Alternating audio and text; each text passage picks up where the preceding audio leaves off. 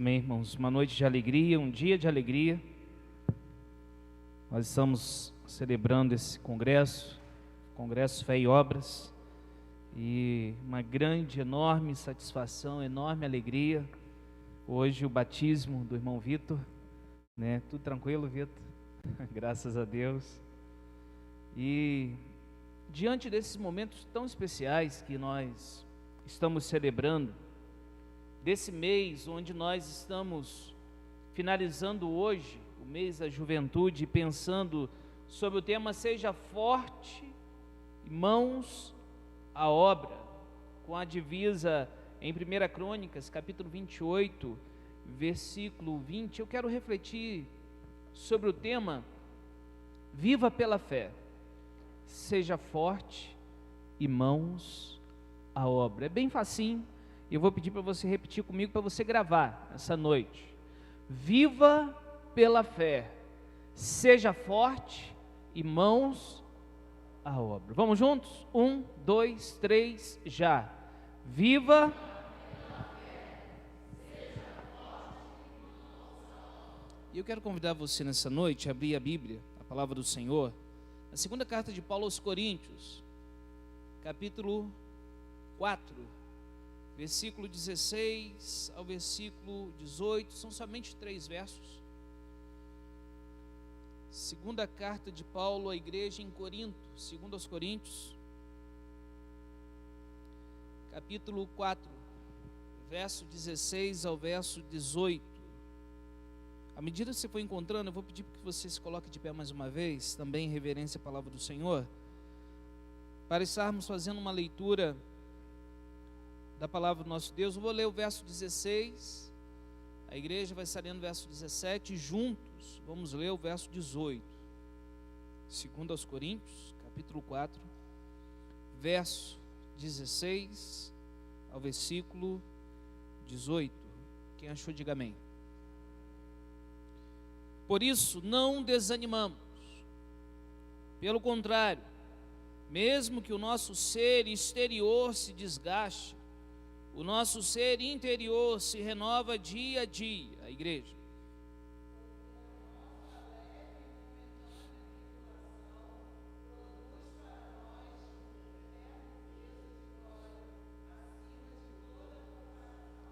Verso 18, juntos. Na medida em que não olhamos para as coisas que se veem, mas para as que não se veem, porque as coisas que se veem são temporais, mas as que são eternas. Amém? Feche sua cabeça, feche seus olhos, vamos orar, vamos falar com o nosso Deus. Obrigado, Senhor, por tudo que aconteceu até aqui, Pai. E nós, humildemente, ó Deus, suplicamos ao Senhor que o Senhor fale ao nosso coração através da Tua poderosa palavra. Obrigado que o Senhor tem falado, ó Pai, durante todo esse mês, nesse tema, nessa divisa que tanto tem nos ensinado, que possamos colocar em prática, ó Deus, esses preciosos ensinamentos que temos recebido, ó Pai. Obrigado, Senhor, pela dedicação dessa juventude, uma juventude que é chamada de eterna, porque é uma juventude que vive não para aquilo que é passageiro, mas que vive para a eternidade. E, Senhor, que nós, como servos do Senhor, independente da idade, venhamos viver para a eternidade, Senhor. Obrigado, Pai, porque o Senhor tem operado em nossas vidas. E pedimos, fale conosco. Apesar de quem nós somos, falhos e pecadores, fracos, pó. Obrigado porque o Senhor que cuida de nós, o Senhor se compadece de nós. E pedimos, fale o nosso coração, meu Deus.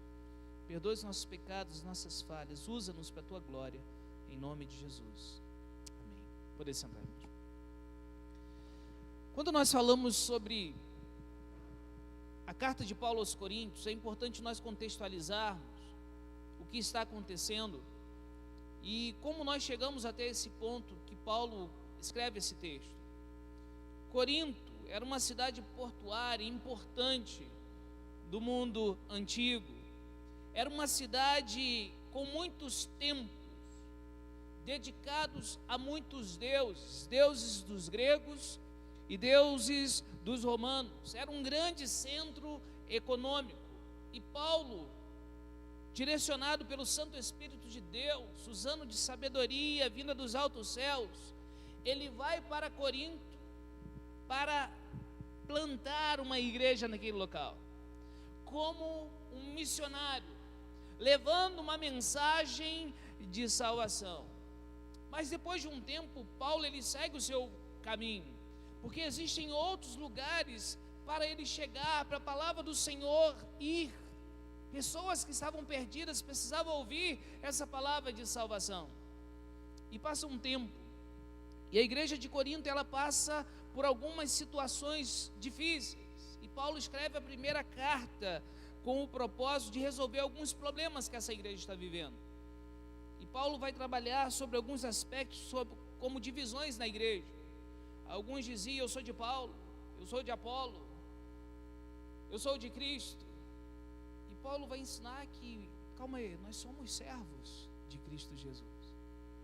E algo que nós precisamos entender é que na igreja de Jesus não tem essa de melhor ou de pior. Na igreja de Jesus, o maior é aquele que serve, não é aquele que quer ser servido. E eu sempre digo, para servir não dá problema, só dá problema quando a gente quer ser servido. E Paulo escreve a primeira carta também tratando sobre um assunto que a igreja estava passando, envolvendo as questões sexuais, questões sobre comida, o que podia comer, o que não podia comer, sobre o encontro semanal, sobre a ceia, sobre a ressurreição. E aí nós chegamos na segunda carta de Paulo aos Coríntios, porque Paulo não está ali no meio da igreja, mas agora se levanta no meio da igreja algumas pessoas que se consideram não apóstolos somente, mas super apóstolos, pessoas que estavam usurpando do dinheiro da própria igreja, pessoas que se sentiam melhores do que Paulo e mostravam Paulo como se fosse fraco, por não estar de acordo com a cultura daquela época. E aí Paulo escreve essa carta de 2 Coríntios, e aí nós nos deparamos nela com um paradoxo da cruz. A cruz desafia os nossos valores, a nossa maneira de ver o mundo. Se eu perguntasse para você hoje, o que o homem valoriza, o que vem na sua mente? Sucesso material? Isso é valorizado pelo homem? Com certeza. O sucesso educacional? Sim, também é valorizado pelo homem. O ter em lugar de ser. E aí, quando nós olhamos para essa carta e para esse paradoxo da cruz, nós vemos Deus valorizando a humildade. Nós vemos Deus valorizando a fraqueza, pois o seu poder e amor ficam conhecidos pelo sofrimento de quem? De Jesus. Pela morte de quem? De Jesus. E é claro, na ressurreição de Jesus. Nós somos o povo que segue o homem, que é 100% homem e 100% Deus, que carregou uma cruz nas suas. E a gente não pode esquecer isso. Nós servimos a esse Cristo. A fé que nós professamos é aquela fé que diz que por vezes nós vamos perder para ganhar. Nós vamos abrir mão para ter. Um paradoxo. Nós vamos ter que negar a nós mesmos, ao invés de fazermos a nossa própria vontade. Jesus disse que aquele que quiser ganhar a sua vida, perdê-la. E por que nós vemos tantas pessoas tentando ganhar a vida? Quando nós olhamos para esse texto, nós vemos aonde está a força verdadeira? Quando nós olhamos para esse texto, nós vemos como nós somos chamados para verdadeiramente colocarmos a mão na obra. 2 Coríntios, capítulo 12, verso 9, diz: a minha graça é o que basta para você, porque o poder se aperfeiçoa na fraqueza. Talvez hoje você esteja passando por uma adversidade na sua vida. Guarde isso no seu coração. Talvez hoje você esteja passando um momento difícil, pode ser financeiro, pode ser na saúde, pode ser no relacionamento, não sei o que é. Mas quando nós passamos por momentos assim, a nossa fraqueza fica tão evidente, que nós somos pó. Talvez já teve um momento na sua vida que você pegou uma virose. Quem pegou uma virose aqui alguma vez, diga amém. Chega uma hora e você fala assim: eu vou morrer, cara. Não é assim? Amém? Você não tem força. Só sai líquido. Você não tem força. E alguém fala assim: tem que beber água, mas você não tem vontade de beber água. Mas tem que beber. Eu vou morrer. E no meio de uma virose, no meio de um problema, no meio de uma adversidade, o que a gente mais faz é o quê? Orar. É dizer: Senhor, tem misericórdia. Eu lembro uma vez, pegou uma virose, eu e meu pai juntos. Não era nem casado ainda. E chegou uma hora que eu falei assim: eu vou morrer. Eu não aguento mais, eu não estou aguentando mais. Mas nessas horas a gente clama a Deus como nunca. E a gente reconhece a nossa fraqueza e a gente diz: Senhor, tem misericórdia. Porque sem ti eu nada posso fazer. Quando nós olhamos para a nossa vida espiritual, nós olhamos para uma mensagem que a gente ama cantar, aquele hino que diz: sim, eu amo a mensagem do quê? Da cruz. Uma mensagem que convoca você e a mim, a nós, a vivermos o modo de vida cruciforme de Jesus. Porque Jesus ensinou para você e para mim a vivermos uma vida pela fé. Jesus ensinou você e a mim a nós pegarmos a cada dia a nossa cruz e seguirmos a Ele. Esse homem que carregou uma cruz nas costas. Por isso o Evangelho não é somente um conselho moral. O Evangelho é um anúncio sobre Jesus que cria uma realidade completamente nova para você e para mim em nossa vida. Por isso, o que simboliza o que aconteceu aqui agora há pouco? Morrer e nascer, ressurgir para uma nova vida. Só que essa vida agora não é segundo a minha vontade. Essa nova vida agora não é um nascimento conforme a vontade do homem. O ressurgir para uma nova vida é para uma nova vida em Cristo Jesus, para a glória de Cristo Jesus. É porque eu estou em Jesus que eu me torno filho de Deus. E eu só posso estar em Jesus por meio da fé. Seguir a Jesus só é possível por meio da fé. E o que é fé? Fé é conhecer aquele que eu estou vivendo dia após dia. Porque eu conheço, eu vivo. Se eu não conhecer, eu não vou viver. Eu posso ir numa igreja, eu posso trabalhar numa igreja, mas se eu não conhecer Jesus, se eu não conhecer o Deus que eu sirvo, em pouco tempo eu vou deixar de fazer as coisas para Jesus. Porque eu não conheço Jesus. Eu estou fazendo por outros motivos, eu estou fazendo porque eu gosto do meu pastor. E aí no dia que meu pastor me chamar a atenção, no dia que meu pastor errar comigo, porque ele está sujeito a erros, você vai parar de fazer o que você estava fazendo. Porque você estava fazendo por causa de homem. E a própria Bíblia vai dizer que até quando a gente vai fazer para o homem, é para a gente fazer para Jesus. Então, quando você conhece, quando você acredita, quando você confia, você vive. E aí você ama. Eu conheço Jesus, eu acredito que Jesus é a verdade, que Jesus é o caminho e que Ele é a vida. Eu confio nele, eu amo Ele, e aí eu vivo Jesus em minha vida. Amém, irmãos? Isso é viver Jesus, isso é fé. Se eu não conhecer Jesus, o motivo do que eu faço, do que eu vou fazer, será diversos outros. Mas não será a glória para aquele que deu a vida por mim.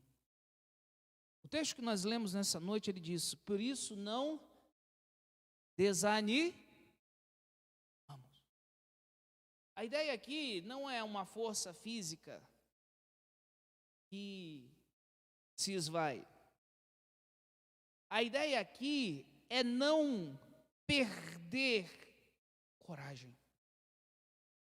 Por isso nós não vamos parar no meio do caminho. Nós vamos seguir em frente. Por isso, não desanimamos. Pelo contrário, diz o verso 16, mesmo que o nosso ser exterior se desgaste, o nosso ser interior se renova dia a dia. Porque a nossa leve e momentânea tribulação produz para nós um eterno peso de quê? De glória. Irmãos, quem já passou por tribulação, diga amém. Pensa num homem que foi apedrejado até ser considerado morto. Pensa num homem que foi por diversas vezes açoitado, as costas ficarem em carne viva. Pensa em um homem que passou por naufrágio. Pensa num homem que enfrentou feras. Pensa num homem que enfrentou frio, fome. Aí esse homem, ele diz que a nossa leve, momentânea tribulação produz para nós um eterno peso de... Não tem outra maneira de você dizer isso. Se você não conhecer, se você não acreditar, se você não confiar, que existe um eterno peso de glória, que existem promessas que são reais e que um dia você vai tomar posse delas, que existe um novo céu e uma nova terra, que existe um corpo glorificado que você vai receber, que existe uma vida eterna. Por isso o tema dessa noite, viva pela fé, é porque viver pela fé é viver para a eternidade. É porque eu acredito tanto nisso de todo o meu coração, que isso é verdade, que as lutas do tempo presente se tornam leves e momentâneas. Porque mesmo que esteja doendo aqui na terra, os olhos estão no céu. No dia que você tira os olhos do céu, imediatamente a sua prioridade se torna a terra. Mas no dia que você prioriza a eternidade, no dia que você crê nas promessas, você acredita nas promessas, você confia nas promessas e você toma posse das promessas, aí, em meio às tribulações, nós entendemos porque Paulo diz que ela se torna leve e ela se torna momentânea, uma tribulação momentânea, uma tribulação que é passageira.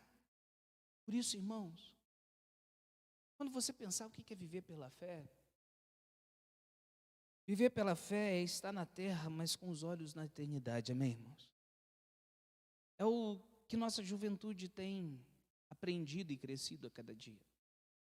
Juventude eterna, uma juventude que vive para a eternidade. Para viver pela fé, você não pode tirar os olhos da promessa. E no meio da tribulação, da luta, da perseguição, da dor, você precisa olhar para Jesus e para a cruz. Porque é nesse momento que seu arqui-inimigo e o meu, é por isso que nesse momento o seu coração, que é enganoso e perverso, e o meu, ele diz: se Deus te ama, está passando por isso. É assim ou não é, amém, irmãos? Se Deus cuida de você, você está passando por isso. Se Deus existe, por que você está passando por isso? E aí você não pode esquecer que o poder dele se aperfeiçoa na sua fraqueza. Você não pode esquecer disso. Você não pode esquecer que em momentos de luta, Deus, não é que Ele não vai estar com você, mas é que na luta Ele vai fortalecer você. Por isso que no meio da prova, se você tirar os olhos da eternidade, se você tirar os olhos da promessa, se você tirar os olhos da cruz, você, ao invés de se perguntar por que eu estou passando por isso, ao invés de se perguntar para quê, porque eu estou passando por isso. Então, viver pela fé é viver com os olhos na eternidade. Texto clássico para a fé, Hebreus 11:1 diz: ora, a fé é a certeza das coisas que se O que você espera? Eu espero um novo céu e nova terra. Eu espero, irmãos, um corpo transformado, um corpo glorificado. Eu espero estar num local incrível, que eu nem consigo imaginar de tão incrível que ele é. As ruas são de ouro. Ouro porque é algo tão precioso que, ao ser comparado, precisa colocar um material precioso.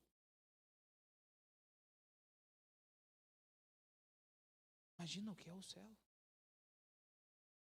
Um lugar onde não tem noite. E Cristo está ali presente. Uma nova Jerusalém. Se você tirar os olhos disso, se você não acreditar nisso de todo o seu coração, você vai focar na terra. Quando na verdade os nossos olhos estão no céu, mas enquanto nós estamos aqui, nós vivemos para a glória daquele que nos deu a vida eterna. E aí a gente entende a razão da nossa existência. 2 Coríntios, capítulo 5, verso 7 diz: porque andamos por fé e não pelo que vemos. Nós somos chamados a andar confiando em Jesus. Que Ele está conosco, que Ele não nos deixa, que Ele está cuidando de nós. Por isso, andar pela fé é confiar nas promessas de Jesus. É acreditar que tudo que Ele disse é verdade. Como assim, pastor? Quando você fala assim: eu vou viver a Bíblia Sagrada, eu vou viver essa palavra. Só que quando nós falamos isso, nós não estamos falando que nós vamos viver somente uma parte dela. Estamos dizendo que nós vamos viver a palavra de Deus. E aí, quando você conhece a palavra de Deus e você acredita, lembre-se, conhecer, acreditar, confiar e amar e viver. Quando você conhece essa palavra e você acredita que ela é a verdade, você vai se deparar com as mentiras do seu coração. Você vai se deparar com as mentiras do mundo. Você vai se deparar com as mentiras do nosso arqui-inimigo, que é Satanás. E aí você vai estar diante dela e ela vai dizer como viver uma vida segundo a vontade de Deus, que é boa, que é perfeita e que é agradável. E aí ela vai dizer assim para você: olha, para viver de verdade você precisa negar a si mesmo. Você fala: o que é isso? Negar a mim mesmo? Vai ter coisa que você vai querer fazer, mas que você não vai fazer porque não está de acordo com a palavra de Deus. Irmão, tem tanta coisa que a gente quer fazer que não está de acordo com a palavra de Deus, amém? Amém? Nossa, pensei que era só eu. Tanta coisa. Que às vezes vem na sua mente, você quer fazer, não pode fazer isso. Isso não está de acordo com a vontade do meu. Isso se chama negar a si mesmo. Fazer o que você está com vontade de fazer é uma coisa. Opa, está de acordo com a vontade de Deus, amém, vai com tudo. Mas tem hora que você quer fazer coisas que não está de acordo com a vontade e a palavra. Isso é fé. Isso se chama obediência. E aí você ganha a bênção de quê? De que obedecer é melhor do que sacrificar. Não se esqueça disso. Mas também não é só não fazer aquilo que é errado. É você saber o que deve ser feito e não fazer.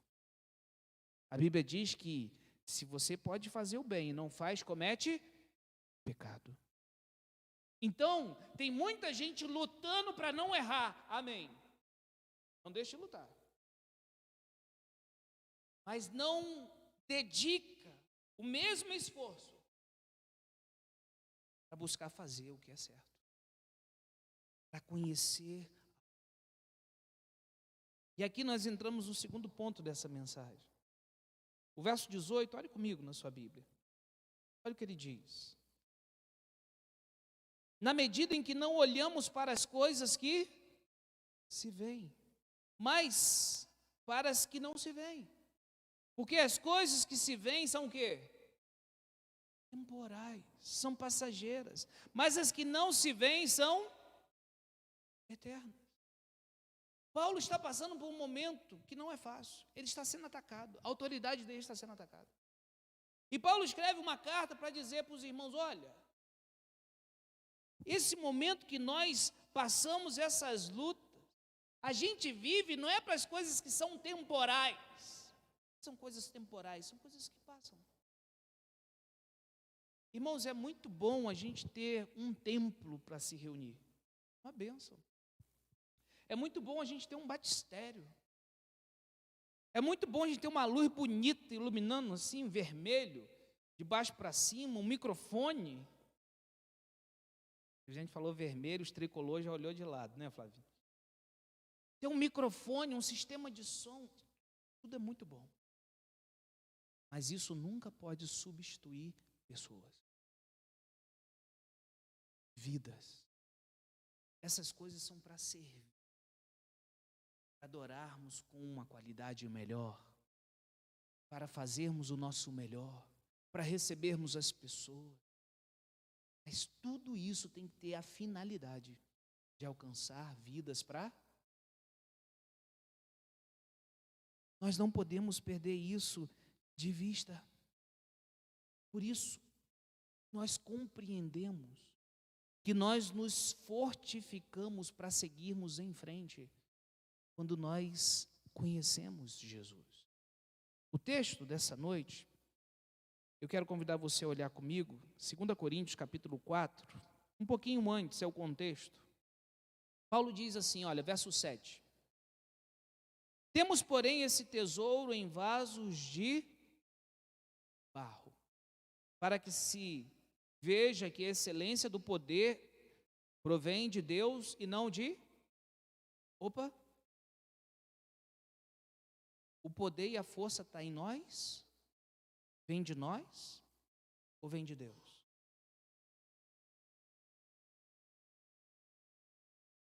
Como assim, pastor? Voltamos para o texto. Por isso não desanimamos, verso 16. Pelo contrário, mesmo que o nosso ser exterior se desgaste, vê isso, está desgastando, o exterior. O pessoal aqui é jovem, né? Mas o tempo vai passando, o cabelo vai caindo, a força não é a mesma mais. Tem coisa que você fazia que você não faz mais. Tem muro que você pulava, no bom sentido, que você não pula mais. Não tem força física mais. Por quê? O tempo passa. O ser exterior desgasta. A ruga começa a aparecer, não é assim? O efeito da gravidade começa a fazer a ter ação sobre o seu corpo. Você se olha no espelho e você diz, tem alguma coisa errada que não está certa. Não está como era antes. Começa a surgir algumas coisas. Você dá um tchauzinho, balança algo aqui embaixo junto, que antes não balançava. Você olha e fala assim, ué, isso não estava aqui. É assim? Sabe o que é isso? Paulo está falando aqui. Paulo está dizendo assim para você e para mim, ó, mesmo que o nosso ser exterior se desgaste, aí ele diz, o nosso ser interior se renova dia a dia. O que Paulo está dizendo, pastor? Paulo está dizendo sobre as fibras musculares da espiritualidade. É quando você coloca a sua confiança em Deus, é quando você confia em Deus, é quando você descansa em Deus, é quando a sua força vem de Deus para você fazer o que você tem que fazer. É a fraqueza externa, mas que se renova pela força interna. E pastor, como que eu adquiro essa força? É justamente o que eu estou falando desde o início. Conhecendo o seu Deus. O Espírito Santo que inspirou homens para escrever a Bíblia é o mesmo Espírito que gera fé em nós. E aí a Bíblia diz, foi até um texto que Daniel citou hoje pela manhã, 1 João 2,14, diz assim, jovens, parte B, escrevi a vocês porque são fortes. Às vezes a gente fala assim, mesmo, a gente é forte.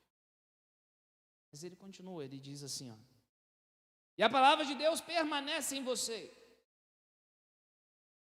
E vocês já venceram o maligno. Jesus disse que nós seremos discípulos dele, se a palavra dele permanecer em. Sabe por que vocês são fortes? Porque a palavra de Deus permanece em vocês. Sabe por que vocês venceram o maligno? Porque quando você confia nessa palavra, e você entrega a sua vida para Jesus, e você confia em Jesus, e você vive pela fé em Jesus, agora você está em Jesus.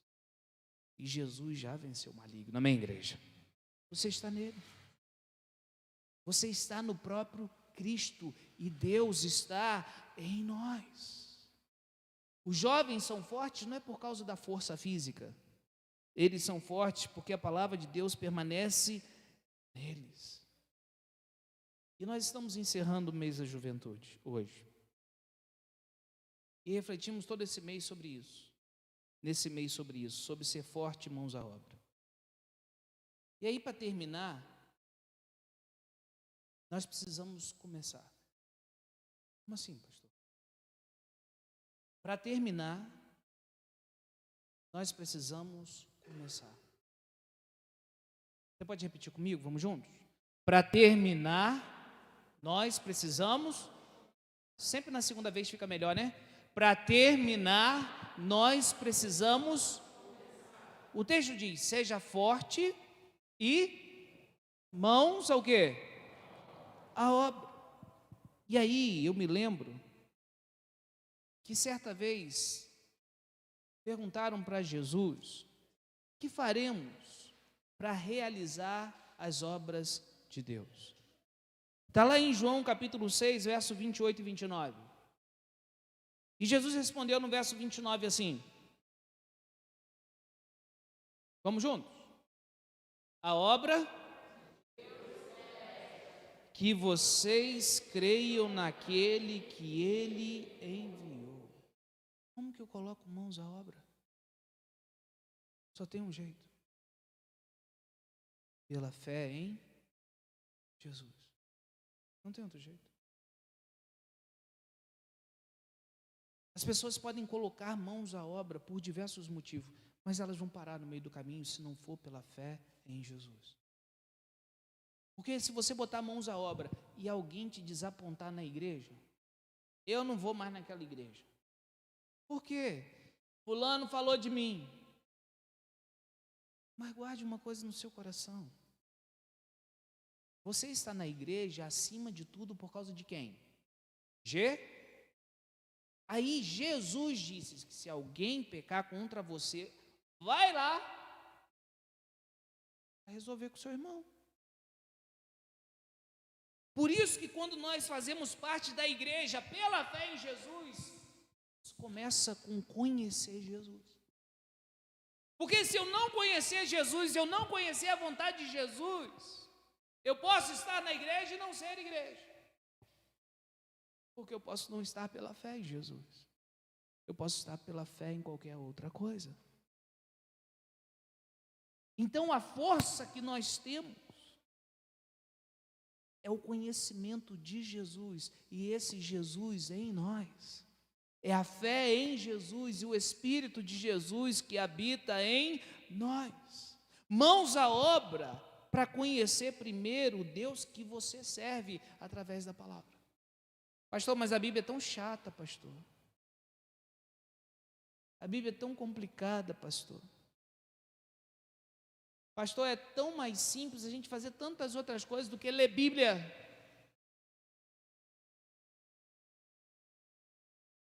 Paulo estava passando uma batalha com os super apóstolos. E às vezes quando você ouve a palavra super apóstolos, é porque muitas pessoas, elas aceitam a palavra de super apóstolos, super pastores, que essa palavra não está de acordo com a verdade. E aí se torna mais simples para o coração pecaminoso do homem. Paulo diz que ele não vai mercadejar a palavra de Deus. Por isso, quando você se depara de frente com a verdade, com a palavra de Deus, ou você nega a si mesmo e segue a Jesus, ou você não vai viver pela fé em Jesus. E se você não viver pela fé em Jesus, você vai viver pela fé em si. E é possível, irmãos, guarde isso no seu coração. É possível uma pessoa ficar 30 anos numa igreja vivendo pela fé em si mesmo. Não se esqueça disso. Por isso, em primeiro lugar, não importa quanto tempo você tem de igreja, mãos à obra para conhecer Jesus. Você precisa conhecer. Porque à medida que você conhece Jesus, a sua fé é fortalecida. Amém, irmãos? À medida que você conhece Jesus, você segue em frente. À medida que você conhece Jesus, você persevera. À medida que você conhece Jesus, você coloca suas mãos na obra. E você faz pela fé em Jesus. Por isso, tudo começa, tudo. Jesus! O que nós podemos fazer para realizar as obras de Deus? Essa é a grande pergunta. Jesus diz: as obras? Eles perguntam no plural, mas Jesus responde no singular. A obra de Deus é essa: que vocês creiam naquele que Ele envia. Só isso, Jesus? Sim. Só crer nele. Só que você vai ver o que isso implica em toda a sua vida. No seu casamento, nos seus negócios, no seu trabalho, na igreja, em tudo que você faz. E aí você vai entender por que você é fortalecido em meio às tribulações, porque você crê que Jesus está com você, porque você conhece Jesus, porque você confia em Jesus. E as pessoas não vão entender porque você está envolvido com a obra de Jesus, porque você está envolvido com sustento missionário, porque você está envolvido em trabalhar, em servir no ministério, porque você está envolvido com as coisas celestiais. Elas não vão entender porque elas não conhecem Jesus. Porque só pode discernir as coisas espirituais quem é espiritual. Para de perder tempo, rapaz, ir para a igreja domingo de manhã, escola bíblica. Ir para a igreja domingo à noite. Você pode ficar em casa vendo a sua Netflix, sua série favorita. Para de perder tempo. Para de perder tempo sendo dizimista e ofertante, está dando dinheiro para pastor. Para de perder tempo, rapaz, enviar dinheiro para missões, você nem sabe quem é missionário. Só vai discernir, compreender as coisas espirituais quem é espírito. Quem não é nunca vai compreender essas coisas. Por isso, uma das marcas do verdadeiro cristão é conhecer o Deus da palavra, é conhecer Jesus. Quando os adolescentes, os jovens escolheram esse tema, seja forte, mãos à obra. Mãos à obra é porque vai dar trabalho. Mãos à obra é porque vai requerer dedicação. Mãos à obra porque esse Deus chamou você e a mim para uma missão. Que missão é essa, pastor? Levar uma mensagem de reconciliação para aqueles que estão em guerra. Para aqueles que estão na contramão da vontade de Deus. Para levar uma mensagem de salvação. Vitor estava testemunhando para mim sobre o retiro, né, Vitor? Posso falar, Vitor? Bom, já autorizou já de cara assim. E ele estava falando comigo, pastor, que momento especial. Vou falar só coisa tranquila. Um momento especial. Que momento bom conhecer as pessoas. Estar junto. Ser igreja. Ser igreja envolve tudo. É quando a gente está aqui, mas é quando a gente está junto, seja num retiro, seja num congresso, é quando a gente se encontra na rua. Estar junto é fazer parte de uma A gente é irmão. Eu só tenho um irmão de sangue. Mas para pensar uma coisa, todo aquele que crê em Jesus, você vai passar a eternidade com ele. Amém? A eternidade. Não importa, pode ser a sua sogra, pode ser a sua esposa, pode ser o seu marido, pode ser o seu irmão de sangue, pode ser seu primo, pode ser aquele vizinho. Não importa. Você vai passar a eternidade com ele. É claro que ele vai estar com o corpo transformado e restaurado, sem pecado. Glória a Deus por isso, amém, irmão? Glória a Deus por isso. Eu termino nessa noite levando você e a mim, a todos nós, a refletirmos que mãos à obra envolve servir.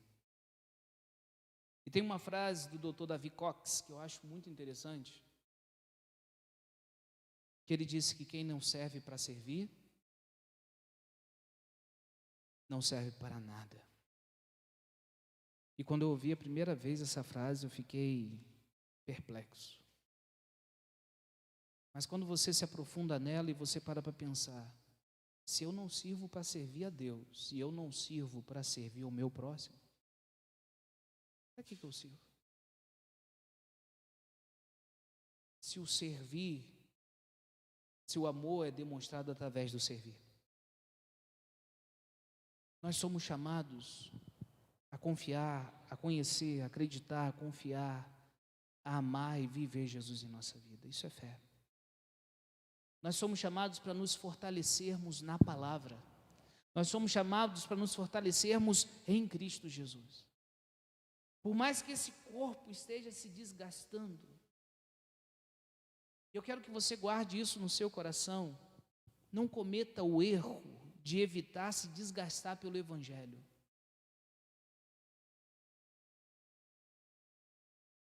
Um dia, há quase 9 anos atrás, alguns irmãos entraram numa Kombi e foram lá nas Malvinas. E foram me convidar para pregar aqui, para um dia eu me tornar pastor dessa igreja. E Deus me trouxe para uma cidade que eu nem sabia chegar aqui direito. E quando Deus me chamou para pastorear aqui, através da vida de vocês, eu sabia de uma coisa: eu tenho que fazer o meu melhor aqui. Não tem nada a ver com CNPJ. Não tem nada a ver com uma placa. Tem a ver com um reino. Então, se um dia Jesus me levar para outro lugar, o que eu fiz aqui foi feito para o reino. Para o mesmo rei que eu vou estar servindo em outro. Isso somos todos nós. A família que Jesus colocou você é aonde você vai servir ao rei. A igreja que Jesus colocou você é a igreja que você vai servir ao rei. Então não cometa o erro de evitar se desgastar pelo evangelho. Não cometa esse erro. Porque, irmãos, a obra envolve desgaste, envolve suor, envolve por vezes lágrimas, envolve dedicação, envolve por vezes até noites de sono mal dormidas. Isso faz exatamente parte do seu chamado. Tomar a cada dia uma cruz e seguir a Jesus. Então não faça o que você tem que fazer pensando somente num local, pensando somente nas pessoas que você gosta que estão ao seu redor. Faça por amor a Jesus. Porque quando você serve como uma esposa dedicada ao seu marido, quando você serve como um marido dedicado à sua esposa, quando você serve como pais dedicados aos seus filhos, quando você serve como filhos dedicados aos seus pais, quando você serve como um servo de Deus dedicado na igreja, quando você serve no seu trabalho para a glória de Deus, quando você serve para a glória de Deus, você não vai se arrepender. Não importa o que o outro faça, você fez pela fé em Jesus Cristo. E aí não vai ter por que você se arrepender. Porque aquele que chamou você, esse nunca vai te decepcionar. A grande ideia que eu gostaria que você guardasse no seu coração nessa noite. Somente pela fé em Cristo nos tornamos fortes. Apenas pela fé em Cristo nos comprometemos com sua obra. Amém, irmãos? Você pode repetir comigo? Vamos juntos? Somente pela fé em Cristo nos tornamos fortes. Apenas pela fé em Cristo nos comprometemos com sua obra. Que nós venhamos estar comprometidos com a obra de Deus. Que nós venhamos servir e cremos. Hoje eu estava vendo o culto infantil, Vivi. Minha irmã deu trabalho fazer aquilo. Você queimou o dedo, não queimou não? Queimou o dedo. Na hora eu vi que ela queimou o dedo. Ela não parou. Se você ver o culto infantil, você vai ver. Ela continuou. Doeu. Pegou tempo. Ela precisou dedicar tempo. Sabe para quê? Para que os seus filhos, para que a minha filha, para que os nossos netos ou sobrinhos, para que crianças que não estão nem aqui em Trajano pudessem aprender a palavra de Deus.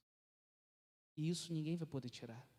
E cada professor que está aqui, que tem feito isso desde que começou a pandemia. Eu sei que teve momentos que às vezes dá vontade de parar. Eu sei, não é fácil. Mas não para não. Vocês estão edificando muitas vidas através da palavra de Deus. Muitas, muitas. Muitas crianças estão sendo abençoadas. Então, mãos à obra. Continuem firmes. Dá trabalho, eu sei que dá, não é fácil. Dá nervoso, não é verdade? Eu sei disso. Mas façam para a glória de Deus. Como eu disse, não é um CNPJ, não é uma placa, é um reino. E um rei que nós servimos, que é Jesus. Amém, irmãos? Então faça o melhor para Ele. E é claro, se torna muito mais tranquilo, muito mais fácil, quando tudo isso é vivenciado em amor, como nós vivemos aqui em nossa igreja. Amém, irmãos? Amém? Eu quero convidar você a baixar sua cabeça e fechar seus olhos. Eu quero orar com você nessa noite. E eu não sei como é que está a sua caminhada, mas mesmo que esse corpo exterior esteja se desgastando, esse interior está em ser renovado, se fortalecido na palavra de Deus. Mesmo que haja uma tribulação, quando você olha para a eternidade, você vê por que ela se torna momentânea. Mesmo que as lágrimas estejam rolando hoje, meu irmão, minha irmã, continue olhando para Jesus e se fortalecendo nele. Lembre-se que há promessas que são eternas para você e para mim. Não pare no meio do caminho, se fortaleça nessas promessas. Continue confiando, continue com mãos à obra. Não pare no meio do caminho, mas continue pela fé em Jesus. Fale com Ele nessa noite, como você está. Pai, eu quero agradecer ao Senhor pela tua igreja. Agradecer ao Senhor, Deus, porque nós temos vivido, ó Pai, o amor do Senhor em nosso meio. Agradecer ao Senhor, Pai, pelo cuidado do teu povo, ó Deus. Agradecer ao Senhor pelo teu cuidado, ó Pai, que tem sido visto através da vida de cada um aqui presente. Agradecer ao Senhor porque o Senhor tem cuidado de cada um de nós. Senhor, que venhamos nos fortalecer na tua palavra. Senhor, que venhamos, ó Deus, descansar no Senhor. E que venhamos, ó Pai, colocar cada dia mais nossas mãos na obra, ó Deus. Obrigado, Senhor, por esse congresso. Obrigado, Senhor, pela tua palavra. Ela não volta vazia, ela cumprirá aquilo que foi estabelecido nessa noite. Fortalece-nos em ti. Senhor, aqueles que estão passando por tribulações, ó Deus, fortalece nessa noite. Senhor, aqueles que as lágrimas estão rolando, ó Pai, eu sei que o Senhor tem enxugado cada uma dessas lágrimas. Senhor, restaura o que precisa ser restaurado, transforma o que precisa ser transformado, e que o teu nome seja exaltado em nossa vida, em nome de Jesus. Amém e amém. Que o Senhor seja glorificado em nossas vidas, amém, irmãos? Nós estamos terminando o culto dessa noite para a honra e glória